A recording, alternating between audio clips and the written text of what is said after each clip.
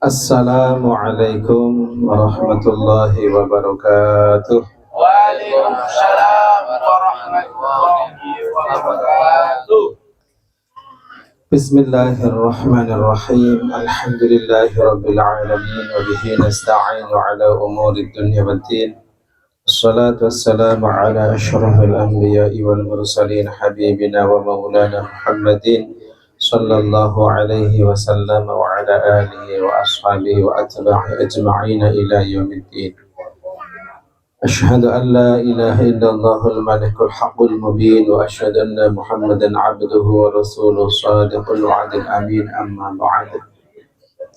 Hadirin yang saya muliakan, wabil khusus jamaah Sesagar Hikmah, juga yang saya muliakan Bapak Agus Joko Santoso beserta keluarga besar, para ustadz, para haji yang saya hormati rahimakumullah ajma'in. Alhamdulillah wa syukurillah, marilah kita panjatkan puji syukur kehadirat Allah Subhanahu wa taala yang tiada henti-hentinya memberikan kita nikmat lahir dan batin, sehat wal afiyah, diberi kesempatan, diberi kesejahteraan, diberi rezeki oleh Allah Subhanahu wa taala, hidayah dan taufik sehingga kita dipertemukan di kediaman Bapak Agus dalam rangka walimatul aqiqah dan tasmiyah atas kelahiran dan aqiqah putri beliau yang kedua yang bernama Alisa Adena Fatimah. Mudah-mudahan Allah jadikan putri beliau ini sebagai putri yang salihah, yang taat kepada Allah dan utusannya, berbakti kepada kedua orang tuanya, bermanfaat bagi nusa bangsa dan agama, diberi kesehatan, diberi panjang umur, rezeki yang banyak, halal berkah. Allahumma amin ya rabbal alamin. Hadirin yang dimuliakan Allah Subhanahu wa taala, kemudian salawat, salam dan barokah kita doakan selalu semoga tetap tercurah atas panutan kita, uswatun hasanah kita, baginda kita Nabi besar Muhammad sallallahu alaihi wasallam, nabi yang agung, yang diagungkan oleh Allah yang maha agung, yang al-azim. Juga terlimpah atas keluarga beliau yang mulia, para sahabat beliau, serta para pengikut yang istiqomah ila yaumil qiyamah. Mudah-mudahan kita diaku nanti sebagai umatnya. Allahumma amin. Berhak mendapat syafaatnya. Allahumma amin ya rabbal alamin. Bapak-bapak yang saya hormati, mohon maaf walaupun sebentar dan mungkin mengganggu kenikmatan bapak-bapak sedang menikmati hidangan. Kita akan melanjutkan sedikit ma'rifatu asma'il husna, ingin mengetahui, mempelajari tentang asma'ul husna. Pada malam hari ini kita akan mempelajari asma'ul husna yang ke-34, yaitu Al-Azim. Kemarin kita sudah mempelajari serta berusaha meyakini dan berakhlak dengan Asmaul Husna Al-Halim. Tentunya kita hanya bisa melaksanakannya atas taufik dan bimbingan dari Allah Subhanahu wa taala. Mengetahui Asmaul Husna berarti kita akan menuju memahami sifat Allah Subhanahu wa taala yang suci. Dan memahami sifat-sifat Allah Subhanahu wa ta'ala yang suci menghantarkan kita kepada beriman kepada Zat-Nya yang maha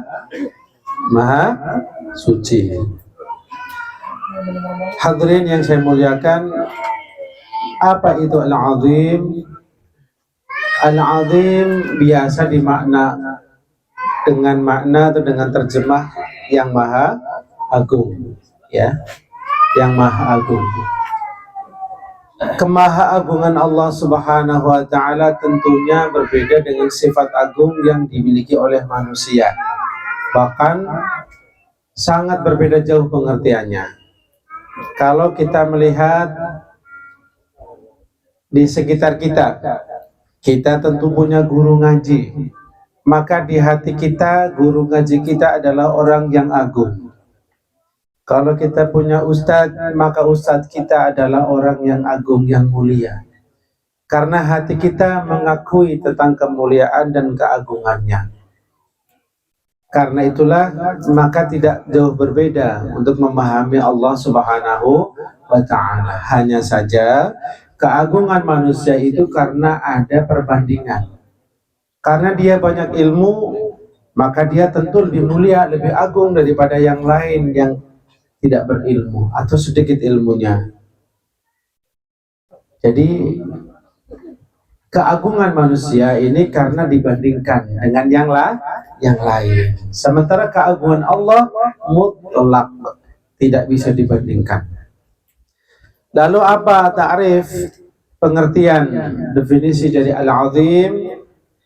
Al-azim huwa alladhi jawaza hudud al-aqli hatta la tutasawwaru al-ihadatu bi kulli dhatihi subhanahu wa ta'ala. Al-azim adalah zat yang melewati batas pemikiran akal kita, sehingga tidak bisa digambarkan untuk mengetahui hakikat dari zatnya Allah Subhanahu wa Ta'ala. Akal kita buntu, tidak mampu memahami hakikat Allah Subhanahu wa Ta'ala. Karena mengagungkan sesuatu tentu harus mengetahui sesuatu itu. Tetapi pengetahuan kita kepada Allah sangatlah terbatas karena kesempurnaan Allah Subhanahu wa Ta'ala. Jadi al-azim maknanya zat yang telah melalui batas-batas pemikiran makhluknya sehingga tidak bisa digambarkan, tidak bisa ditemukan untuk meliputi hakikat dari zat Allah Subhanahu wa Ta'ala. Tidak bisa dipahami. Maka makna dari mengetahui hakikat Allah adalah fallahu azimun fi dzatihi, azimun fi sifatihi, azimun fi af'alihi, azimun fi sultanihi. Maka keagungan Allah Subhanahu wa Ta'ala didefinisikan, dicirikan dengan khusus yang mulia adalah fallahu azimun fi dzatihi. Yang pertama, Allah zat yang maha agung zatnya. Jadi Allah itu al-azim. Apa yang agung? Zatnya. Artinya zat Allah ini tidak bisa digambarkan, tidak bisa dihayalkan, tidak bisa difikirkan, tidak bisa. Beda dengan kita memikirkan sesuatu.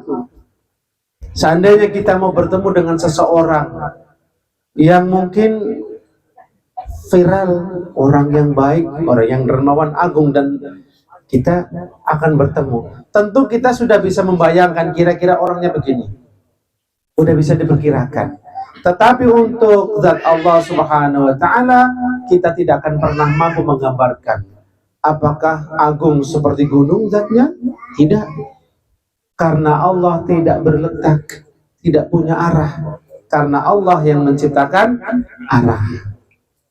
Apakah Allah itu seperti langit tingginya? Bukan. Karena Allah itu bukan kebendaan seperti kita. Makanya Allah Subhanahu wa Ta'ala maha suci dan agung zatnya. Ini makna azimun fi dzatihi, agung dalam zatnya. Artinya zat Allah tidak bisa kita terka, tidak bisa kita ketahui hakikat zatnya. Yang kedua, azimun fi sifatih. Allah maha agung sifatnya. Artinya Allah Subhanahu wa Ta'ala sifatnya tidak bisa kita gapai, tidak bisa kita peroleh hakikatnya. Seperti sifat Allah Subhanahu wa Ta'ala as-sam'u, maha mendengar. Mendengarnya Allah Subhanahu wa Ta'ala tidak bisa kita samakan, tidak bisa kita gambarkan karena saking sempurnanya. Allah mendengar ucapan kita di bibir kita, hati kita ngomong beda, Allah juga tahu yang di batin kita. Karena itulah Allah maha agung di dalam sifat-sifatnya. Yang ketiga, azimun fi af'alihi. Allah Subhanahu wa Ta'ala maha agung di dalam perbuatan-perbuatannya. segala yang diperbuat oleh Allah Subhanahu wa taala meskipun terlihat remeh, maka sesungguhnya adalah perbuatan yang agung di sisi Allah Subhanahu wa taala. Dan kita tidak akan mampu mengetahui hakikatnya dengan sempurna. Mungkin hanya sebagian kecil sekali. Itulah keagungan Allah dalam af'alnya.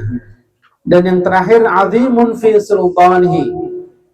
Agungnya Allah di dalam kerajaannya Allah. Bumi, langit, dan seluruhnya, dunia dan akhirat, tidak pernah bisa kita gambarkan luasnya, Pak. Dan itu adalah bukti Allah Maha Agung kerajaannya, kekuasaan Allah Maha Agung. Inilah makna al-azim. Jadi kalau hanya dimaknakan Maha Agung, ya Maha Agung saja. Tapi dengan definisi yang lengkap, maka Allah Maha Agung zatnya, Maha Agung sifatnya, Maha Agung perbuatannya, dan Maha Agung kekuasaannya. Tidak bisa kita jangkau kekuasaannya, saking luasnya tiada batasnya. Hadirin yang dimuliakan Allah Subhanahu wa taala, sudah tahu Pak artinya Al-Azim? Nah, kita tahu Al-Azim Maha Agung artinya. Pengertiannya sudah dikasih tahu, zat yang melewati batas pemikiran kita, batas akal kita, sehingga tidak bisa digapai, tidak bisa diketahui hakikat tentang Allah Subhanahu wa taala. Maka kewajiban kita terhadap Asmaul Husna ini, terhadap asma ini Al-Azim, yang pertama, setelah kita tahu artinya, kita harus yakin Pak, bahwa Al-Azim itu salah satu Asmaul Husna. Harus yakin. Tidak boleh kita mengatakan Al-Azim itu bukan Asmaul Husna. Tidak boleh. Karena Al-Quran menyebutkan bahwa salah satu Asmaul Husna adalah Al-Azim. Contohnya, wa innahu laqasamun law ta'lamuna azim. Kemudian beberapa wahyu Allah Subhanahu wa taala banyak sekali menunjukkan tentang keagungan Allah Subhanahu wa taala. Allah Ta'ala fi kitabil karim, wa huwal aliyyul azim wa la ya'uduhu hifdhuhuma wa huwal aliyyul azim. Jadi Asmaul Husna termasuk. Yang kedua apa? Yang kedua, wa ayyu azima Allah Ta'ala bi an tatalasha nafsuhu wa tadhill ma'a dawamil iftiqar ila Allah Ta'ala. Kalau kita mengakui keagungan Allah, maka kita tidak bisa membandingi itu. Artinya yang agung hanya Allah Subhanahu wa taala. Karena itulah berarti kita kebalikannya. Apa artinya? Kita harus mengagungkan Allah dengan cara apa? Dengan cara kita merasa rendah, merasa hina di sisi Allah Subhanahu wa taala. Bukan menjadi sombong dengan harta, bukan sombong dengan ilmunya, pengalamannya, dan sebagainya. Ya, jadi merasa rendah, merasa hina, dan selalu merasa butuh kepada Allah, ini adalah kewajiban kita terhadap Asmaul Husna Al-Azim ini. Itulah cara mengagungkan Allah. Yang ketiga, wa ayyu azima ma'azzamahu Allah Ta'ala. Yang kedua adalah dengan cara memuliakan, mengagungkan apa-apa yang diagungkan oleh Allah atau yang dianggap agung, besar oleh Allah Subhanahu wa taala. Contohnya apa, Pak? Yang dianggap besar, dahsyat, agung oleh Allah, Pak. Apa contohnya, Pak? Sumpah, Pak. Wallahi ini harganya 250, Pak. Modalnya cuman untung 5.000 saya, Pak. Wallahi, Pak. Tahu bohong apa enggak nih? Kalau dia bohong maka dosa besar karena dia melakukan sumpah atas nama Allah Subhanahu wa taala. Kalau jujur maka nilai sumpahnya kok hanya 5.000 sih? Masya Allah. Jadi kalau nggak perlu sumpah ya nggak usah sumpah, nggak usah, diem aja, nggak percaya, udahlah, jangan sumpah demi Allah. Kalau memang kita meyakini Al-Azim, Maha Agungnya Allah Subhanahu wa ta'ala. Di antaranya lagi cara mengagungkan, apa yang diagungkan oleh Allah, dianggap penting, dahsyat oleh Allah adalah Al-Quran. Al-Quranul Azim, agung tidak Bapak-bapak? Agung, mulia bukan? Mulia. Kita harus mengagungkan Al-Quran. baik dengan membacanya dengan tartil, baik dengan memahaminya, bukan hanya dibaca, kita khatam satu hari satu juz, ya, tetapi kita tidak pernah mempelajari isinya. Berarti kita masih kurang mengagungkan Al-Quran. Al-Quran diturunkan sebagai wahyu petunjuk kita, tapi kita tidak perhatian, kita tidak menganggap penting Al-Quran. Atau dalam rangka kita membawa Al-Quran, jangan kita letakkan Al-Quran sejajar dengan kaki kita, telapak kaki kita, Pak, atau sandal, Pak. Itu berarti tidak mengagungkan Al-Quran. Di mana Al-Quran diagungkan oleh Allah Subhanahu wa Ta'ala. Apalagi Quran, buku Yasin, suratan, ayat kursi dibawa di WC. Na'udzubillahi min dzalik. Apalagi diinjak, dirobek-robek, dicoret-coret. Jangan. Berarti kita tidak mengagungkan Al-Quran. Paham Bapak-bapak ya?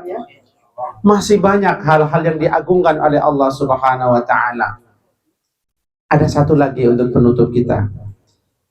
Allah Subhanahu wa Ta'ala menganggap penting dan agung sekali masalah yang satu ini, masalah wanita. Maka wakaidun nisa, tipu daya wanita ini juga merupakan perkara yang agung. Allah Subhanahu wa Ta'ala menceritakan inna kaidakunna azim.